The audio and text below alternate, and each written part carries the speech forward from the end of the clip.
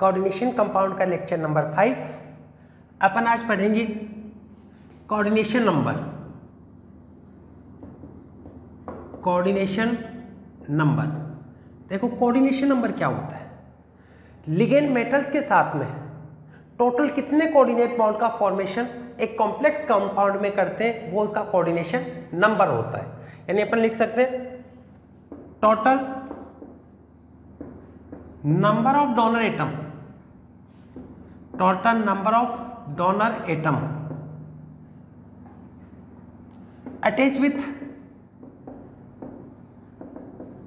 attached with metal is known as its coordination number। तो metal के साथ में कितने टोटल कोऑर्डिनेट बॉन्ड का फॉर्मेशन होता है, वो उसका क्या होगा? Coordination number. अगर सारी मोनोडेंटेड लिगेंड है, अगर सभी मोनोडेंटेड लिगेंड है तो बेटा जितने मोनोडेंटेड लिगेंड होंगे उतने कोऑर्डिनेशन नंबर होगा, क्योंकि एक मोनोडेंटेड लिगेंड क्या करता है? एक कोऑर्डिनेट बॉन्ड। ये मान लो कि 6 मोनोडेंटेड लिगेंड है तो मेटल के साथ में टोटल कितने बॉन्ड का फॉर्मेशन हो जाएगा? 6। लेकिन कोई बाइडेंटेड और ट्राइडेंटेड लिगेंड प्रेजेंट है तो एक ही, जैसे बाइडेंटेड लिगेंड है तो अकेले कितने बॉन्ड का फॉर्मेशन कर लेगा? 2। तो अगर आपके पास में 3 बाइडेंटेड लिगेंड है, एक 2 बॉन्ड का फॉर्मेशन कर रहा है तो 3 कितने बना लेंगे? 6 बॉन्ड का फॉर्मेशन कर लेंगे। तो टोटल कोऑर्डिनेट बॉन्ड कितने बनेंगे? 6। तो ये उसका होगा कोऑर्डिनेशन नंबर। तो total number of donor atom attach with metal is known as coordination number, या total coordinate bond formed by metal. या आप ये भी लिख सकते हो total coordinate bond formed by metal is known as its coordination number। तो total कितने कोऑर्डिनेट बॉन्ड का फॉर्मेशन हुआ, वो उसका क्या होगा? Coordination number. अब देखो in case of monodentate ligand, in case of monodentate ligand coordination number is equal to number of ligands,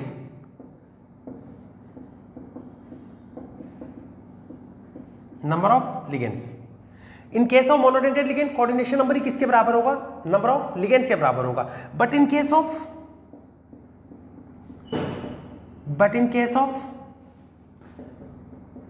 bidentate, tridentate और polydentate ligands, it should be multiply, it should be multiply by denticity। यानी आपका coordination number क्या होता है? Coordination number equal to होता है number of ligands, number of ligands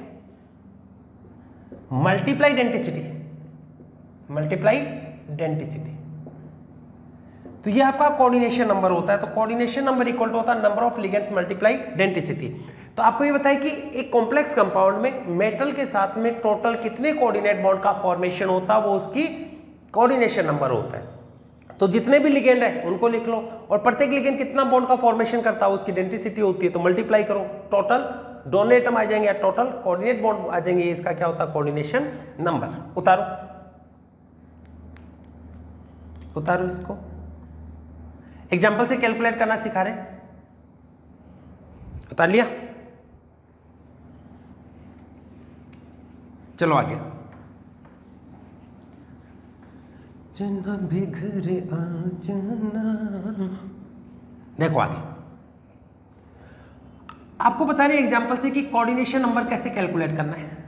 जैसे मैंने यहां पे लिखा CONS3 इससे तो अपने को कोई मतलब ही नहीं है, कोऑर्डिनेट बॉन्ड तो यहां पे बनाएगा। तो आपको ये बता कोऑर्डिनेशन नंबर इसका कितना होगा? 6, क्योंकि 6 के 6 क्या आपके पास में मोनोडेंटेड लिगेंड। देखो फिर मैंने ये लिखा COEN का होल थ्राइस प्लस 3 ऐसे लिखा। अब आपके पास में कोऑर्डिनेशन नंबर इक्वल टू क्या होता है? नंबर ऑफ लिगेंड्स, कितने लिगेंड प्रेजेंट है, मल्टीप्लाई देयर डेंसिटी। कितने लिगेंड आपके पास में? टोटल 3। इन क्या होता है? इथाइलिन डाइएमीन बाइडेंटेड लिगेंड होता है, तो डेंसिटी कितनी हो गई? 2। तो टोटल कोऑर्डिनेट बॉन्ड यहां पर भी कितने होंगे 6, तो कोऑर्डिनेशन नंबर कितना हो जाएगा 6। ऐसे देखो ये दे रखा है CO डाई इन हॉल ट्वाइस +3, तो इसका कोऑर्डिनेशन नंबर ऑफ लिगेंड 2 है, लेकिन आपको पता है डाई इन जितना इन होता है उससे एमीन एक ज्यादा होता है, तो इसका फुल फॉर्म क्या थी डाई इथाइलिन, जितना इथाइलिन होता है उससे एमीन एक ज्यादा होता है, तो क्या होता है डाई इथाइलिन ट्राई एमीन, इसका मतलब इसकी डेंसिटी कितनी होती है 3, तो टोटल कोऑर्डिनेट बॉन्ड कितने हो गए 6, तो कोऑर्डिनेशन नंबर 6। जैसे आपको ये दे रखा है FeCO5, CO मोनोडेंटेड लिगेंड है, एक कोऑर्डिनेट बॉन्ड का फॉर्मेशन करेगा, टोटल कितने 5, तो कोऑर्डिनेट बॉन्ड कितने हो गए 5, यानी कोऑर्डिनेशन नंबर इक्वल टू 5। और एग्जांपल बताएं, जैसे इधर का PT NH3 pyridine Cl Br, तो देखो टोटल कोऑर्डिनेट बॉन्ड कितने बन गए, सारे मोनोडेंटेड लिगेंड है, कितने लिगेंड हो गए 4, तो कोऑर्डिनेशन नंबर कितना हो गया आपके पास में 4। और बता सकते हैं देखो निकल EDT है 2 नेगेटिव, ये मान लो ये दे रखा है, तो यहां पर EDTA क्या होता है, याद करो EDT क्या होता है, ethylene diamine tetraacetate hexadentate ligand होता है। अकेला EDTA कितने बॉन्ड का फॉर्मेशन करेगा 6, एक ही तो है, 6 बॉन्ड बना लेगा, तो कोऑर्डिनेशन नंबर कितना हो गया 6। तो ध्यान रखिएगा बेटा कि कोऑर्डिनेशन नंबर क्या है, कि टोटल कितने कोऑर्डिनेट बॉन्ड का फॉर्मेशन एक मेटल के साथ में कॉम्प्लेक्स के अंदर हो रहा है, वो उसका क्या होता है कोऑर्डिनेशन नंबर। उतारो इसको, उतार लिया, देखिएगा आगे।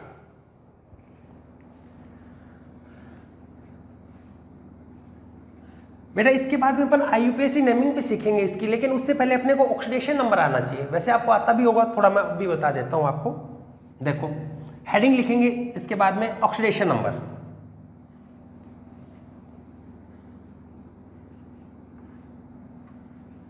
Oxidation number.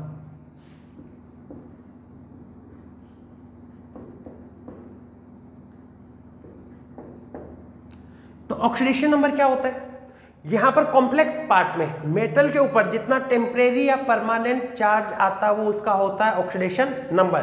तो लिखेंगे टेम्परेरी, लिखो टेम्परेरी और परमानेंट, टेम्परेरी और permanent charge developed on central metal atom, central metal atom is known as its oxidation number. तो इसका ऑक्सीडेशन नंबर होता है। देखो कैलकुलेट करना इंपॉर्टेंट होता है, क्योंकि IUPAC नेमिंग सीखेंगे वहां पर ऑक्सीडेशन नंबर पता होना चाहिए, आगे VBT CFT पढ़ेंगे वहां पर भी आपको आना चाहिए। तो देखो कैसे कैलकुलेट करते हैं, एग्जांपल से बता रहे। जैसे मैंने यहां पर लिखा K4 FeCN6, ये लिखा, तो इसका कैलकुलेट करना है। एक पोटेशियम पे कितना चार्ज होता है +1, तो 4 पे कितना हो गया +4, इसका कैलकुलेट करना है कितना, मान लो x। साइनाइड पे कितना चार्ज होता है -1, 6 पे कितना हो जाएगा -6 equal to 0, then x equal to कितना होगा +2। तो Fe कौन सी ऑक्सीडेशन स्टेट में प्रेजेंट है +2। ऐसे और बता रहे, जैसे आपके पास में दे रखा है NiCO4, मान लो ये दे रखा है, तो बेटा यहां पर आप देखोगे निकल का ऑक्सीडेशन नंबर कैलकुलेट करना है। CO तो क्या होता है न्यूट्रल लिगेंड होता है, तो यहां पे क्या होगा, ये तो 0 x, ये 0 equal to 0, x equal to कितना हो गया 0, तो ये तो न्यूट्रल है, ऑक्सीडेशन नंबर कितना हुआ 0। और बताते हैं, जैसे ये दे रखा है CO NH3 hall 6 Cl3, central metal का कैलकुलेट करना होता है, इसका कितना मान लो x, साथ साथ में लिखते जाओ। अमोनिया कितना होगा 0, एक Cl पे -1, 3 पे कितना होगा -3 equal to 0, then x equal to कितना होगा +3 ऑक्सीडेशन स्टेट में आ गए। 4 नंबर देखो,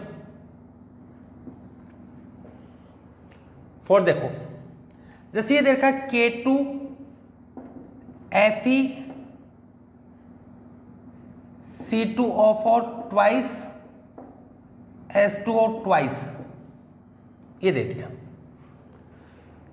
Fe का कैलकुलेट करना है। पोटेशियम का कितना होता है, एक का +1, 2 का कितना हो गया +2। Fe का कैलकुलेट करना है, कितना होगा x।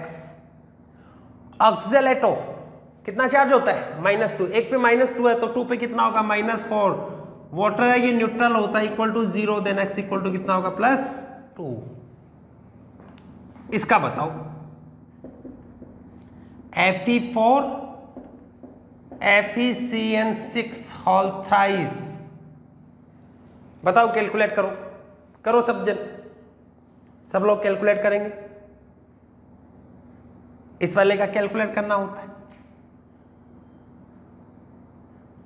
देखो पॉज करके कैलकुलेट करो, फिर मैच करना।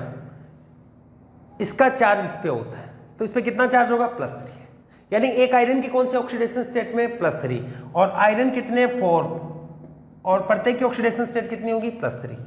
इसका नंबर होते हैं इसके ऊपर चार्ज। कितने Fe होगी, एक के अंदर एक Fe है, 3 के अंदर कितने होंगे 3 Fe।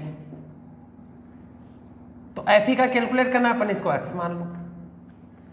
एक साइनाइड पे कितना चार्ज होता है -1, तो 6 पे कितना होगा -6, लेकिन एक कॉम्प्लेक्स में 6 है तो 3 कॉम्प्लेक्स में कितने होंगे 18, तो -18, तो कितना होगा +12 + 3x -18, तो 3x इक्वल टू कितना होगा +6, देन x इक्वल टू कितना होगा +2। तो यहां पे Fe कौन सी ऑक्सीडेशन स्टेट में प्रेजेंट है +2। इसको उतारिए और एग्जांपल लिखते हैं।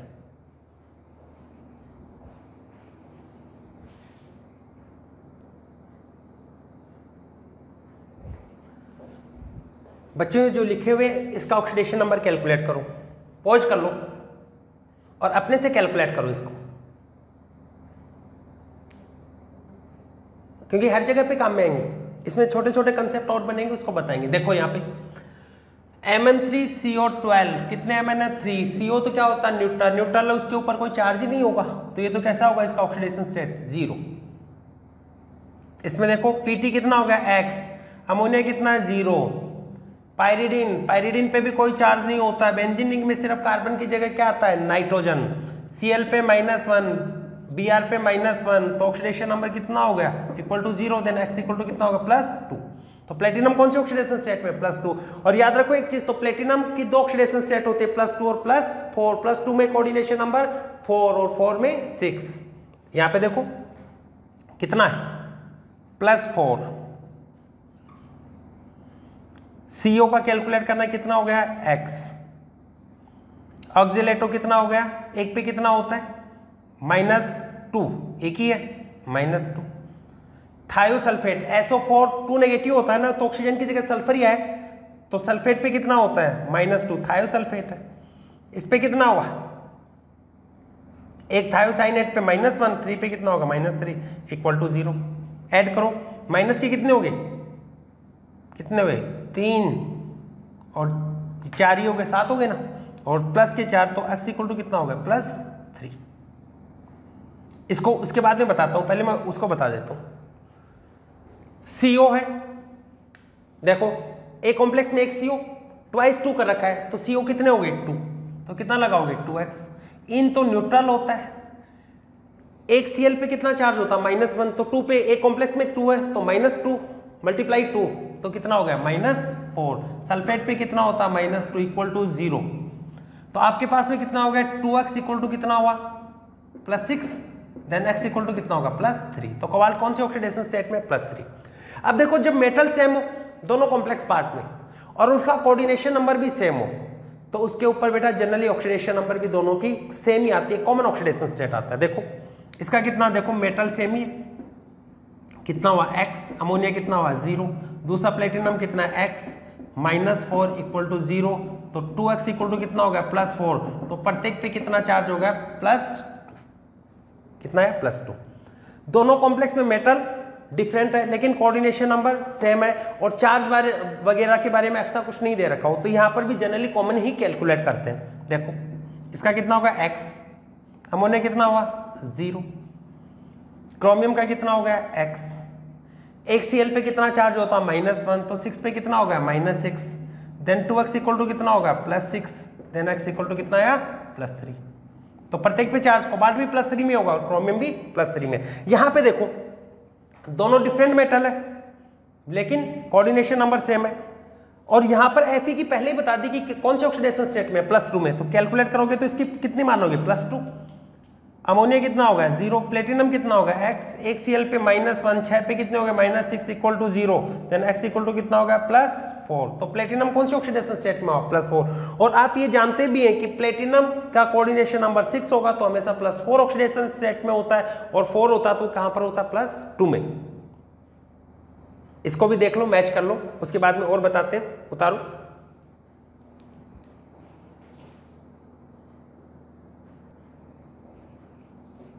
इनका ऑक्सीडेशन नंबर कैलकुलेट कीजिए। देखो इस टाइप के जो कॉम्प्लेक्स हो जहां पर एक लिगेंड दो मेटल को साइमल्टेनियसली कनेक्ट कर रहा है तो उसको अपन बोल देते हैं ब्रिज कॉम्प्लेक्स, और इस टाइप के लिगेंड का नाम होता है ब्रिज लिगेंड। अब देखो यहाँ पे बेटा अमोनिया तो न्यूट्रल होता है, उस पर तो कोई चार्ज नहीं होता, तो NH2 है तो एक H+ निकल गया तो क्या होगा NH2-, इसका नाम होता है एमिडो। आगे लिखवाएंगे भी इसको लिगेंड्स में। ऐसे ही अगर NH-2 हो तो इसको होता है इमिडो नाम होता है। अब देखो कैलकुलेट करना है, इन दोनों के अंदर कॉमन ऑक्सीडेशन स्टेट होती है ब्रिज कॉम्प्लेक्स में। इस पे कितना चार्ज होगा 1 Cl पे -1, तो 4 पे कितना हुआ -4, ये कितना हुआ x, कितना चार्ज है -1, इस पे भी कितना है -1, क्रोमियम का कितना मानो x, अमोनिया कितना होता है न्यूट्रल इक्वल टू 0, कितना हुआ -4 -1 तो 2x -6 equal to 0, then x equal to कितना हो जाएगा +3। क्लियर हुआ? तो यहां पर ये ब्रिज कॉम्प्लेक्स बेटा ऐसा दिखे तो वहां पर क्या करो आप, वो ये सेम ऑक्सीडेशन नंबर जो भी लिगेंड उसके चार्ज लिखते जाओ और x की वैल्यू कैलकुलेट कर लो। अब यहां पे देखो ये इंपॉर्टेंट है, यहां पे देखा आपने मेटल डिफरेंट है, कोऑर्डिनेशन नंबर भी क्या है डिफरेंट। तो अब देखो ऑक्सीडेशन नंबर क्या होनी चाहिए। आप बेटा एक कॉमन कैलकुलेट करके देखोगे तो यहां पर कॉमन से मैच नहीं करेगा, क्योंकि आप देखो ये कितना होगा x -1 x -4, तो x की वैल्यू 2.5 आएगी, फ्रैक्शनल ऑक्सीडेशन नंबर आ रहे हैं पर जो पॉसिबल नहीं है। तो यहां पे देखो आप ये जानते हो प्लेटिनम का तो केस आप जानते हो ना कि प्लेटिनम क्या ऑक्सीडेशन नंबर +2 होता है जब कोऑर्डिनेशन नंबर कितना हो +4, तो इसका ऑक्सीडेशन नंबर कितना मिलेगा आपको +2, जब कोऑर्डिनेशन नंबर कितना हो +4। तो इसके बेसिस पे कोबाल्ट का बेटा इस टाइप के कॉम्प्लेक्स आपको जनरली प्लेटिनम के केस में मिलेंगे, और वहां पर सिंपल मेथड बता रहे कोऑर्डिनेशन नंबर 4 तो ऑक्सीडेशन नंबर +2, कोऑर्डिनेशन नंबर 6 तो ऑक्सीडेशन नंबर +4। तो यहां पर अब इसका कैलकुलेट करना है, x ये कितना होगा 0 -1, प्लेटिनम का कितना होगा x -4 इक्वल टू 0, प्लेटिनम का तो आप कितना लिखो +2, ये तो अपन जानते हैं +4 ऑक्सीडेशन स्टेट में इसका ऑक्सीडेशन नंबर +2 है। तो आपके पास में x की वैल्यू कितनी आएगी, x इक्वल टू 4 और 1 5 +2 तो कितना बनेगा +3।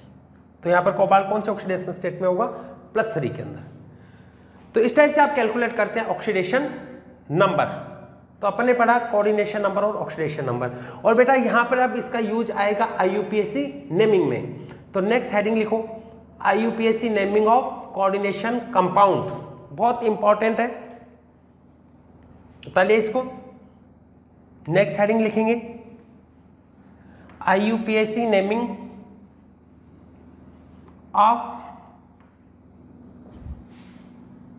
कोऑर्डिनेशन कंपाउंड और कॉम्प्लेक्स कंपाउंड। अपन लिख रहे हैं IUPAC naming of complex compound या कोऑर्डिनेशन कंपाउंड, और कॉम्प्लेक्स सॉल्ट भी बोल सकते हैं। और बेटा आप एक चीज अपन ये जानते हैं कि कोऑर्डिनेशन कंपाउंड होते हैं वो भी क्या होते हैं, टाइप के कॉम्प्लेक्स सॉल्ट ही तो है। तो इनके लिए अपन रूल लिखते हैं, तो देखो क्या रूल होगा, रूल फर्स्ट, इसके लिए क्या रूल है, नेमिंग के क्या रूल होंगे। जैसे सिंपल सॉल्ट का नाम लिखा जाता है, जिसमें पहले जैसे NaCl है तो अपन क्या लिखते हैं, सोडियम क्लोराइड, पहले केटाइन को लिखते हैं उसके बाद में एनाइन को लिखते हैं। वैसे यहाँ पर भी सेम उसी को फॉलो करना है, पहले केटाइन को लिखा जाता है उसके बाद में एनाइन, केटाइन और एनाइन के नंबर को नहीं लिखा जाता। तो यहाँ पर क्या लिखोगे, like simple salt, first rule है लिखते जाओ like simple salt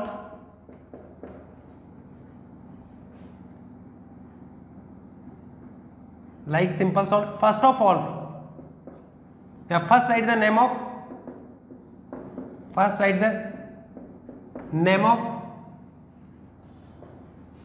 cation, then after anion, या ये लिखते हैं first we write the name of cation then after A9.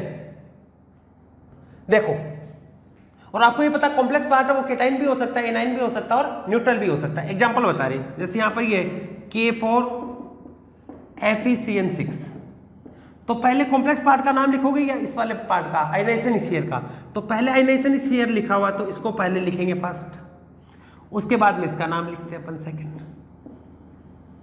तो पहले केटाइन आता है उसके बाद में एनाइन, ऐसे देखो। और एग्जांपल CONS3(6Cl3), यहाँ पर कॉम्प्लेक्स पार्ट है, पहले आ रहा है तो ये केटाइन होगा, पहले इसका नाम लिखेंगे उसके बाद में ये वाला एनाइन है इसका नाम लिख देंगे। अगर वहां पर कोई कॉम्प्लेक्स पार्ट प्रेजेंट ही नहीं होता, जैसे ये PT, या इसी का बना देता हूं मैं ये लिखते हैं PTNS3(2Cl2), ये लिखा। तो यहाँ पर आयनाइजेशन स्फीयर है ही नहीं, अकेला कोऑर्डिनेशन स्फीयर है, तो डायरेक्ट इसका नाम लिख देते हैं। इसका नाम कैसे लिखते हैं उसको अपन पढ़ेंगे। तो अपन ने क्या लिखा, like simple salt, first we write the name of cation then after anion, और कॉम्प्लेक्स पार्ट में भी केटाइन और एनाइन और न्यूट्रल कोई भी हो सकता है। रूल सेकंड देखो, पहले केटाइन का नाम लिखा फिर एनाइन का नाम लिखा। जैसे अपन बेटा ये लिखते हैं MgCl2, तो इसको क्या बोलते हैं, मैग्नीशियम क्लोराइड या फिर मैग्नीशियम डाइक्लोराइड, नहीं डाई नहीं लगाते, क्या बोलते हैं आप इसको, मैग्नीशियम क्लोराइड। तो सिंपल सॉल्ट में पहले केटाइन फिर एनाइन, लेकिन उसके नंबर को नहीं लिखा जाता। तो यहां पर भी क्या होगा, नंबर ऑफ केटाइन और एनाइन है उसको नहीं लिखा जाता, number of cation and number of A9 should not be written या not be written। जब एग्जांपल होंगे तो बेटा ये सारी चीजें क्लियर हो जाएंगी। बस थोड़ा सा ध्यान रखो कि number of cation and number of anions are not be written, इनको नहीं लिखना चाहिए। देखो जैसे इसको लिखा अपन ने, इसी एग्जांपल को मैं फिर से बना रहा हूं। जैसे ये था K4FeCN6, ये है, तो यहां पर पहले तो इसका नाम लिखोगे आप, क्या नाम लिखा, पोटेशियम। फिर आप यहां पे क्या करोगे, इस कॉम्प्लेक्स पार्ट का नाम लिखोगे, एक तो ये तरीका है। या फिर यहां पर 4 पोटेशियम, इसको आपने लिखा टेट्रा पोटेशियम, और फिर कॉम्प्लेक्स पार्ट का नाम लिखा। तो ये तो करेक्ट होता है, करेक्ट नहीं है, क्योंकि केटाइन और एनाइन के नंबर को रिप्रेजेंट नहीं किया जाता, उनको नहीं लिखा जाता। ऐसे यहां पे देखो नेक्स्ट एग्जांपल,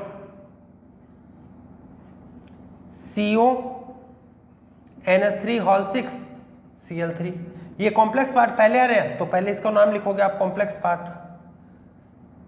अब उसके बाद में आपने लिखा क्लोराइड, नंबर को नहीं लिखा तब तो सही है। अगर आपको ऐसे लिख दिया ट्राइक्लोराइड, तो यहां पर एनाइन के नंबर को लिख दिया, तो ये गलत है।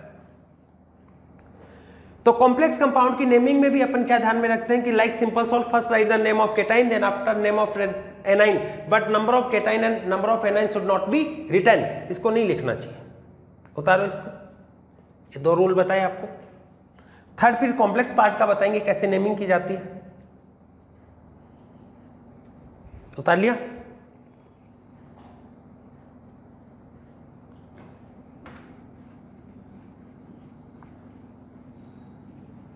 तो पहले केटाइन का नाम लिखेंगे, उसके बाद में एनाइन का नाम लिखेंगे, बट नंबर ऑफ केटाइन और नंबर ऑफ एनाइन है उसको नहीं लिखेंगे, लाइक सिंपल सॉल्ट। अब देखो आगे next rule, third, naming of complex part naming of complex part. Complex part इसकी नेमिंग कैसे करते हैं बेटा? कॉम्प्लेक्स पार्ट कौन सा होता है? जो स्क्वायर ब्रैकेट के अंदर लिखा जाता है और फॉर्मूले में पहले मेटल लिखा रहता है, उसके बाद में लिगेंड लिखे रहते हैं। लेकिन नेमिंग के अंदर पहले लिगेंड्स को लिखा जाता है, उसके बाद में मेटल को लिखा जाता है। तो यहां पर अपन कॉम्प्लेक्स पार्ट की नेमिंग में, in naming of complex part, in naming of complex part first write the name of ligands then after metal. तो पहले अपन क्या करते हैं? In naming of complex part first write the name of ligand then after name of metal. पहले ही ligands का नाम लिखते हैं। First write the name of ligands then after metal. पहले लिगेंड को लिखेंगे। देखो फॉर्मूले में तो पहले कौन आता है? मेटल, उसके बाद लिगेंड। लेकिन नेमिंग में पहले किसको लिखना है? पहले लिगेंड्स को लिखना, उसके बाद में मेटल को लिखा जाता है। लेकिन एक से ज्यादा अगर आपके पास में लिगेंड प्रेजेंट हो तो वहां पर क्या करोगे? कैटाइन और एनाइन के नंबर को नहीं लिखा जाता, लेकिन कॉम्प्लेक्स पार्ट के अंदर जो भी एंटिटी है उसके नंबर को लिखा जाता है। जैसे यहां पर ये दे रखा होता है ना CONS3 होल 6 ऐसे दे रखा हो मान लो, तो पहले अमोनिया को लिखोगे, फिर इस मेटल को लिखोगे और इसके नंबर कितने? 6। तो ये कैटाइन के नंबर या एनाइन के नंबर नहीं है, वो नंबर तो यहाँ पे लिखे होंगे, वो होंगे। तो यहाँ पर लिगेंड से इसके नंबर को लिखा जाता है। और आपको जानते हो नंबर लिखने के लिए डाई, ट्राई, टेट्रा ऐसे वर्ड्स को काम में लेते हैं। If more than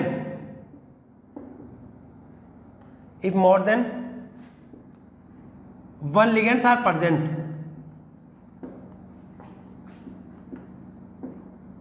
if more than 1 ligands are present, then their number are written by di. 2 के लिए कितना हो जाएगा? डाई। 3 के लिए ट्राई। 4 हो तो क्या होगा? टेट्रा। 5 हो तो पेंटा। 6 हो तो हेक्सा। इस टाइप से एटसेट्रा। दोबारा से बता रहे कॉम्प्लेक्स पार्ट का नाम है, पहले किसको लिखना है? लिगेंड, उसके बाद में मेटल को। If more than 1 ligands are present then their number are written by di, tri, tetra, penta, hexa. इनसे लिखा जाता है। जैसे अमोनिया 6 था तो क्या लिखोगे? हेक्सा, हेक्सामीन लगाओगे उसके लिए। ऐसे देखो अगर लिगेंड के खुद के नाम में ही डाई, ट्राई, टेट्रा वर्ड आ रहे हो, जैसे ईन होता है, डाई ईन है, डाईथाइलिन, ट्राईम, एमीन, इस टाइप से, तो डाई, ट्राई, टेट्रा वर्ड अगर खुद के नाम में आते हैं तो उसके नंबर रिप्रेजेंट करने के लिए डाई, ट्राई, टेट्रा को काम में नहीं लेते। वहां पे देखो क्या लेंगे, लिखते जाना। If di, tri, tetra words are involved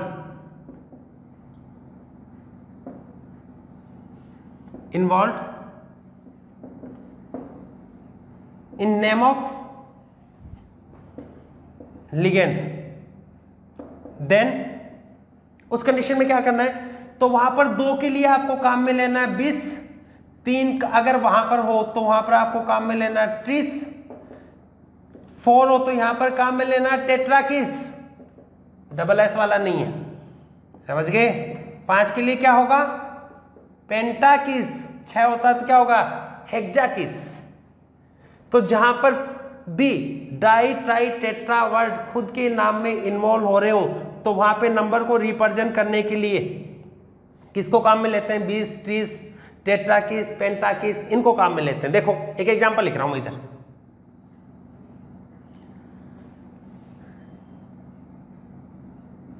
इन का ट्वाइस दे रखा मान लो किसी कॉम्प्लेक्स में, तो इन तो क्या होता है? Ethylene diamine. डाई तो खुद में आ गया तो ये नहीं लिख सकते डाइथाइलिन डाइएमीन। तो उस कंडीशन में आपको क्या लगाना है? 2 के लिए 20, फिर स्मॉल डैश लगाकर स्मॉल ब्रैकेट लगाना होता है। ये ध्यान में रखना, जब भी 20, 30 को काम में लेते हैं तो क्या करते हैं? डैश लगा के किस में लिखते हैं? इसके लिगेंड के नाम को स्मॉल ब्रैकेट में। तो यहां पर क्या लिखोगे? फिर क्या लिखाओगे? Ethylene diamine, ethylene diamine.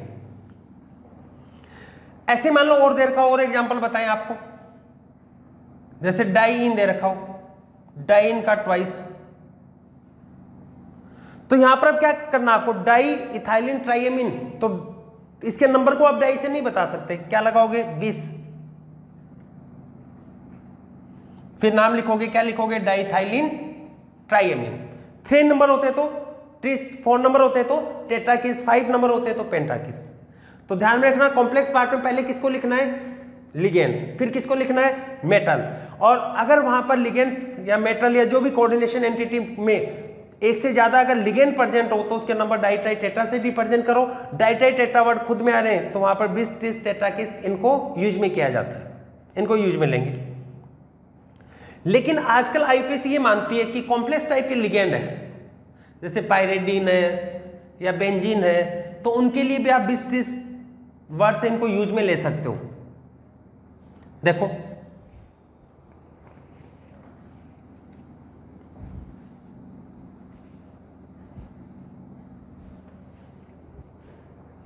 Next बता रहे हैं आपको, nowadays 20 30 tetrakis words are also used for complex ligand या कॉम्प्लेक्स टाइप लिगेंड। जैसे बेंजीन रिंग टाइप के लिगेंड होते हैं ना, उनको कॉम्प्लेक्स टाइप लिगेंड्स भी बोल देते हैं। इनके लिए भी काम में ले सकते हैं।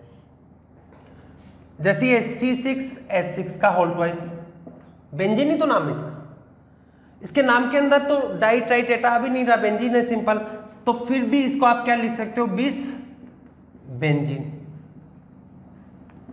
या इसका डाई बेंजीन या बाई बेंजीन लिखो तब भी डाई बेंजीन भी इसका गलत नहीं होगा। लेकिन अगर 20 बेंजीन लिखा होता तो इसको भी सही माना जाता है। ऐसे देखो एक और बता रहे,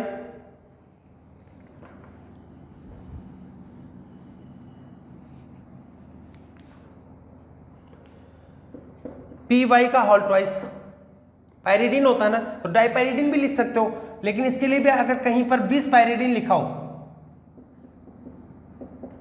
तो ये भी सही होता है।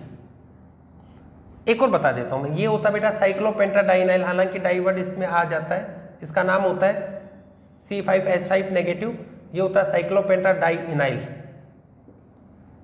साइक्लोपेंटाडाइनाइल। अगर कहीं पर ये दे रखा हो C5H5 का होल ट्वाइस, तो इसके लिए क्या लिखोगे, 20, फिर स्मॉल ब्रैकेट में नाम लिखना होता है। C5H5 क्या होता है, साइक्लोपेंटाडाइनाइल, क्या होगा 20 साइक्लोपेंटाडाइनाइल। क्लियर हुआ? तो अपन ने पढ़ा, फर्स्ट रूल के अंदर अपन ने देखा कि सिंपल सॉल्ट की तरह केटाइन और एनाइन के नंबर को रिप्रेजेंट नहीं करना है। कॉम्प्लेक्स पार्ट का नाम लिखोगे तो उसके अंदर जो भी एंटिटी है उसमें मेटल और लिगेंड होते हैं। फॉर्मूले में पहले मेटल लिखा रहता है, उसके बाद में लिगेंड होता है, लेकिन अपने को क्या करना है, पहले लिगेंड्स को लिखना, उसके बाद में मेटल को। अगर इसके नंबर 1 से ज्यादा है तो डाई ट्राई टेट्रावर्ड काम में ले लो। अगर डाई ट्राई टेट्रावर्ड खुद के नाम में आ रहे हैं तो किसको काम में ले लो, 20 30 को काम में ले लो। और आजकल इस कॉम्प्लेक्स टाइप के वाले जो लिगेंड्स है उसके लिए भी 20 30 वर्ड है, उसको काम में आप ले सकते हो। देखो आगे,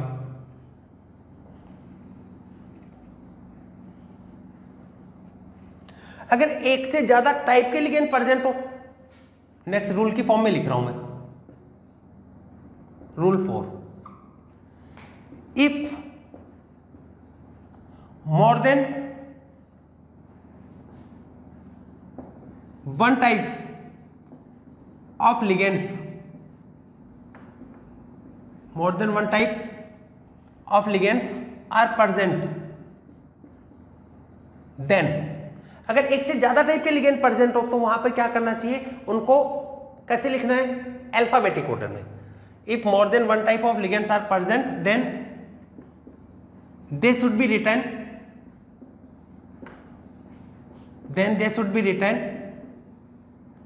इन अल्फाबेटिक ऑर्डर। इनको अल्फाबेटिक ऑर्डर में लिखना चाहिए।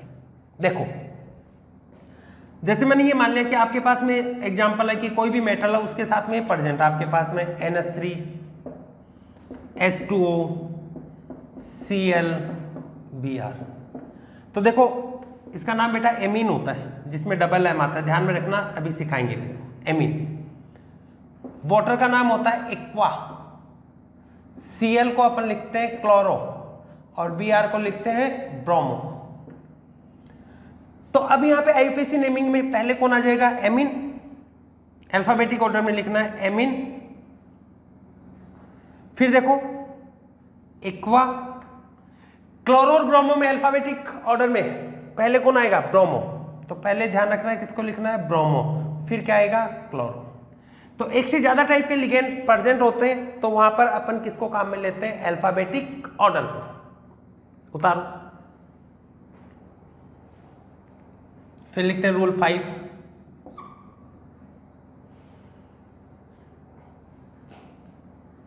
उतार लिया। अब इन लिगेंड्स का नाम लिखना सिखाते हैं कि इनको कैसे लिखा जाता है। ये देखो, और बेटा ये बहुत इंपॉर्टेंट है, याद करना है इसको थोड़ा सा। उतारो इसको।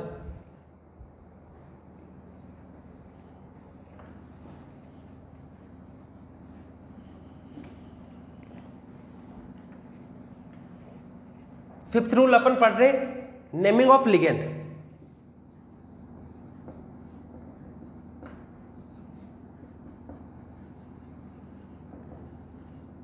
Naming of ligands. लिगेंड्स की नेमिंग। बेटा लिगेंड हो सकता है वो केटाइन भी हो सकता है, एनाइन भी हो सकता है और न्यूट्रल भी हो सकता है, यानी लिगेंड में भी पॉजिटिव, नेगेटिव और न्यूट्रल। तो आप यहां पे ये कह सकते हैं लिगेंड्स में भी पॉजिटिव, नेगेटिव और न्यूट्रल। लिगेंड होते हैं पॉजिटिव भी हो सकते हैं, नेगेटिव भी हो सकते हैं और न्यूट्रल भी हो सकते हैं। तो इनका अलग अलग नाम दिया जाता है। पहला, naming of negative ligand. Negative ligand इसका नाम कैसे लिखेंगे? बेटा जनरली देखा जाता है नेगेटिव लिगेंड के नाम के लास्ट में आइड, आइट या एट आता है। जनरली क्या आता है? आइट, आइड या एट आता है। तो यहां पर इसको आइट को कन्वर्ट करते हैं आइटो में, आइड को कन्वर्ट करते हैं आइडो में, एट को एटो में कन्वर्ट करके लिखा जाता है। यानी if name of negative ligands ends with ide, ite, ate, then it should be convert in ito, ido and ato, यानी ई को ओ में कन्वर्ट करके लिखा जाता है। लिखो, if name of negative ligand ends with ite, ide and ato, then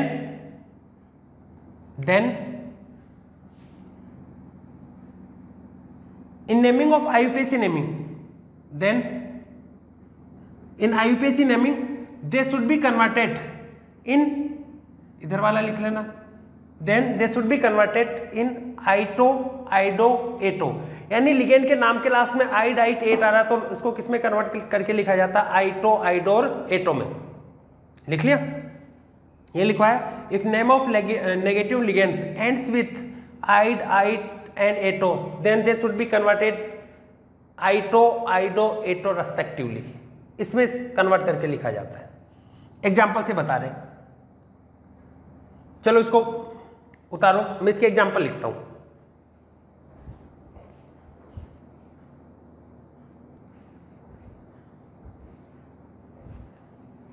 तो बेटा अपन देख रहे हैं कि नेगेटिव लिगेंड के नेम। तो यहां पे देखो, आपको बताया आइड, एट है, यहां पे एसीटेट से क्या हो जाएगा? एसीटेटो। कार्बोनेट से क्या होगा? ये कार्बोनेट होता ना, कार्बोनेटो। ऑक्जेलेट से क्या होगा? ऑक्जेलेटो। साइनाइड से क्या होगा? इसका साइनो भी चलता है और आइड से साइनाइडो भी चलता है। ये एमाइड से क्या होगा? एमाइडो। इमाइड से क्या होगा? इमाइडो। ये एजाइड से एजाइडो, नाइट्राइड से नाइट्राइडो, ग्लाइसिनेट से ग्लाइसिनेटो, नाइट्रेट से नाइट्रेटो। ये तो नाइट्रो है, नाइट्रोजन बाइंडिंग साइट होती है। तब एम्फीडेंटल लिगेंड में पढ़ा भी था, ऑक्सीजन होती है तो नाइट्राइट बोलते हैं, तो ये क्या होगा? नाइट्राइटो। हाइड्राइड से क्या होगा हाइड्राइडो, सल्फेट से सल्फेटो, थायोसल्फेट थायोसल्फेटो, सल्फाइड से सल्फाइडो, थायोसाइनेट से थायोसाइनेटो, ये क्या होगा आइसोथायोसाइनेटो, या इसको ये भी बोल सकते हैं थायोसाइनेटो, एन भी लगा सकते हैं। ये होता है साइनेट से साइनेटो, फ्लोराइड क्लोराइडो, ब्रोमाइडो या ब्रोमोक्लोरो, ये भी चलता है। और ये क्या होता है साइक्लोपेंटाडाइनाइल। इसको उतारिएगा। साथ में इसका बेटा कुछ एक्सेप्शन है, इसको पॉज करके उतार लेना। एक्सेप्शन आपको बता रहे, जैसे O2 नेगेटिव है, ऑक्सो होता है ना, या ऑक्साइड होता तो ऑक्साइड होना चाहिए, लेकिन इसका नाम होता है ऑक्सो। ऐसे O2 नेगेटिव, इसका नाम होगा प्रोक्सो। जैसे OH नेगेटिव हाइड्रोक्साइड होता है, OH नेगेटिव हाइड्रोक्साइड होता है, तो इसका नाम हाइड्रोक्साइडो नहीं होता, हाइड्रोक्सो होता है इसका नाम, हाइड्रोक्सो। O2H नेगेटिव पर हाइड्रोक्सो, पर हाइड्रोक्सो, ये ध्यान रखना है। तो जब भी नेगेटिव लिगेंड है उसके नाम में लास्ट में आइट या एट आता है तो आइडो, आइटोर, एटो में कन्वर्ट करते। पॉज ले लो इसका। और ये एक्सेप्शंस को ध्यान में रखना, ऑक्साइडो नहीं होगा, ऑक्सो, प्रोक्सो, हाइड्रोक्सो और पर हाइड्रोक्सो होगा। उतारो। पहला बता नेगेटिव लिगेंड, इसकी नेमिंग।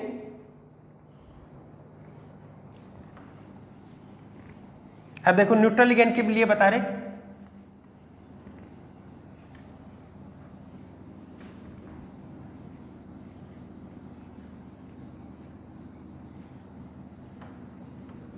तो नेक्स्ट लिखेंगे नेमिंग ऑफ न्यूट्रल लिगेंड। तो नेक्स्ट है नेमिंग ऑफ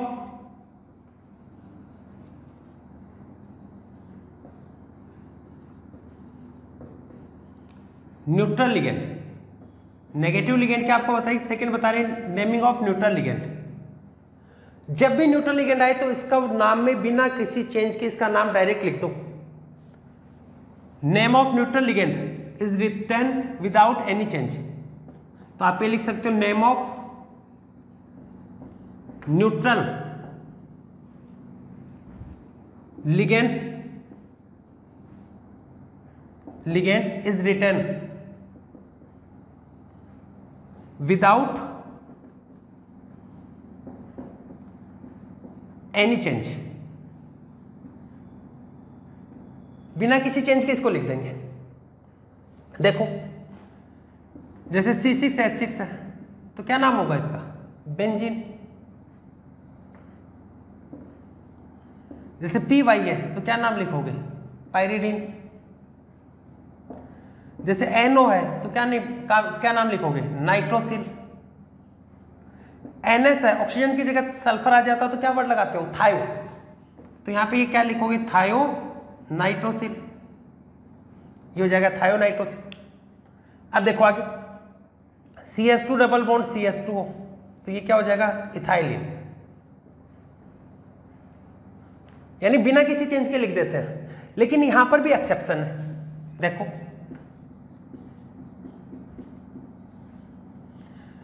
जैसे NH3 है तो अमोनिया नहीं होता, यहां पे इसका नाम होता है एमीन। और यहां पर याद रखना डबल M आता है। H2O को वाटर नहीं होता, इसका नाम क्या होता है, एक्वा।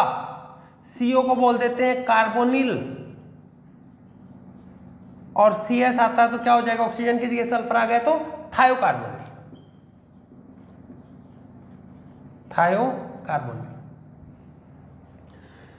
तो अपने न्यूट्रल लिगेंड की नेमिंग में बिना किसी चेंज के लिखते हैं, लेकिन ammonia, aqua, amine, aqua, carbonyl, thiocarbonyl, इसको ध्यान में रखना है। उतारो। फिर पॉजिटिव लिगेंड का नाम बता रहे, उतार लिया, पॉज करके उतार लो। नेमिंग ऑफ पॉजिटिव लिगेंड, वैसे तो पहले भी बताया था कि name of positive ligand, name of positive ligand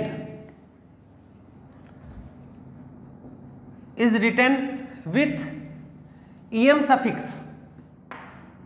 इसमें EM सफिक्स लगा देंगे, विथ EM सफिक्स।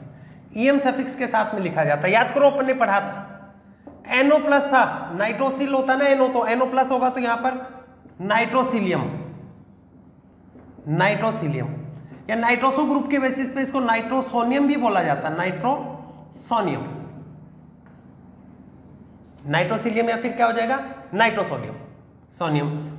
ऐसे हाइड्रोजन होता है NH2 NH3 प्लस, तो इसका नाम क्या लिखा था अपने हाइड्राजीनियम, तो ये होगा हाइड्राजीनियम।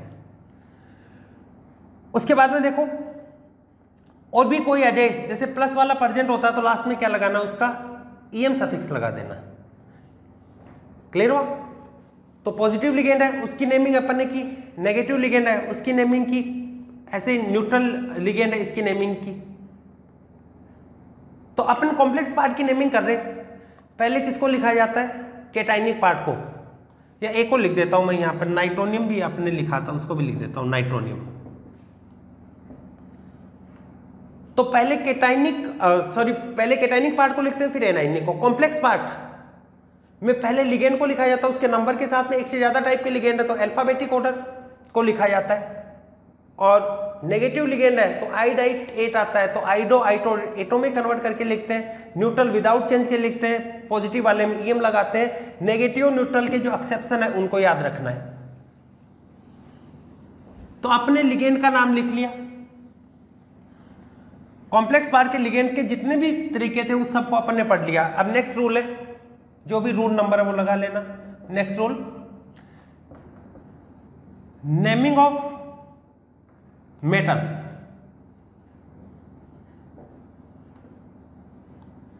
मेटल का नाम कैसे लिखेंगे? मेटल की नेमिंग में सबसे पहले ये डिटरमाइन किया जाता है कि वो केटाइन में प्रेजेंट है या फिर एनाइन में, एनाइनिक पार्ट में प्रेजेंट है। तो अपन देखो मेटल की नेमिंग सिखा रहे। फर्स्ट ऑफ ऑल लिखते जाना, first of all it is determined that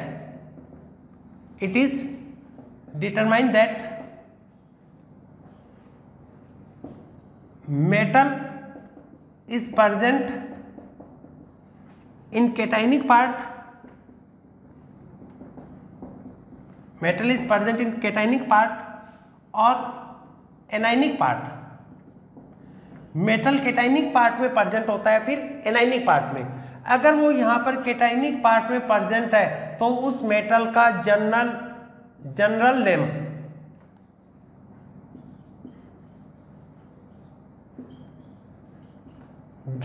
लिखा जाता है, जनरल नेम इज रिटन। लेकिन अगर वो एनाइनिक पार्ट में प्रेजेंट, अगर कॉम्प्लेक्स पार्ट पहले आ रहा था तो केटाइनिक, यही सेम न्यूट्रल के लिए भी होता है। अगर बाद में आ रहा तो एनाइनिक पार्ट हो गया। और एनाइनिक पार्ट में जब भी मेटल प्रेजेंट होता है तो इसके लेटिन नाम के साथ में 8 सफिक्स लगा के लिखा जाता है। तो written with Latin name with 8 suffix, ये लिखेंगे। उतारो, जैसे मैं यहां पर बताऊं मेटल, और ये अगर केटाइनिक पार्ट में, केटाइनिक और न्यूट्रल, तो उसका जनरल नेम लिखेंगे। और एनाइनिक पार्ट है,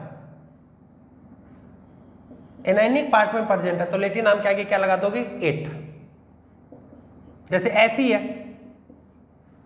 तो जनरल नाम इसका क्या होता है आयरन। अगर ये केटाइनिक या न्यूट्रल में है तब तो क्या होगा आयरन, और एनाइनिक में प्रेजेंट होगा तब इसका नाम क्या लिखना अपने को फेरेट।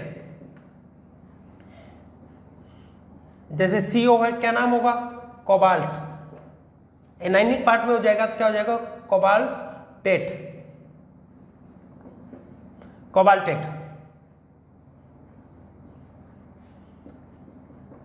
जैसे ये निकल है,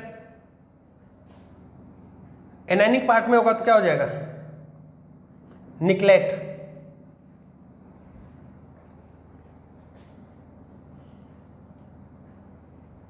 कॉपर एनाइनिक पार्ट में होगा तो क्या हो जाएगा क्यूप्रेट। ऐसे जिंक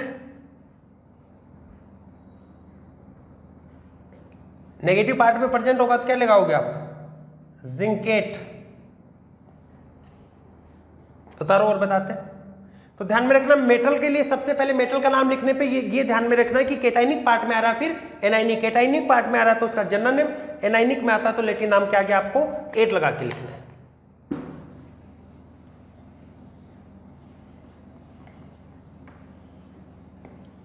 उतारो इसको। अब देखो और बता देते हैं, ऐसे मेटल केटाइनिक और न्यूट्रल पार्ट और एनाइनिक पार्ट। जैसे आपके पास में पीटी प्रेजेंट है तो क्या होगा, प्लेटिनम। एनाइनिक पार्ट में प्रेजेंट होगा तो क्या लिखोगे, प्लेटिनेट।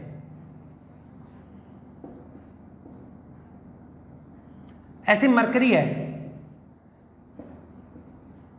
इसका नाम होगा जनरल मरकरी, और यहां पर बेटा इसका नाम मर्क्यूरेट भी चलता है, और लैटिन नाम के आधार पे इसको हाइड्रोजिनेट भी बोलते हैं। हाइड्रोजिनेट, मर्क्यूरेट और हाइड्रोजिनेट। ऐसे लेड प्रेजेंट हो तो क्या होगा, लेड प्लम्बेट। एसन प्रेजेंट हो तो tin stannate.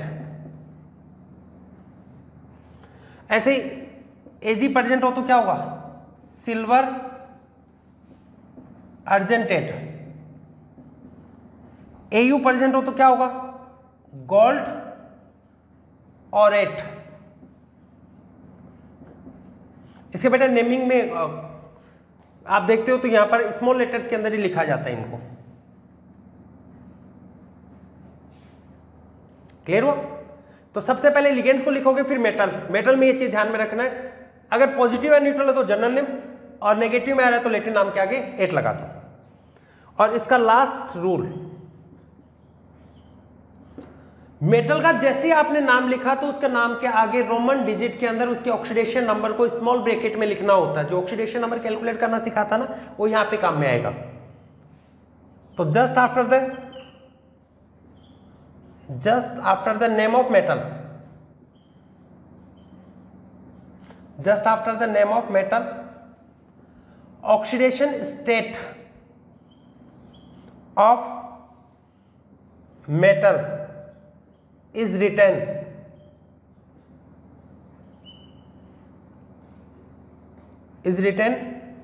in Roman digit,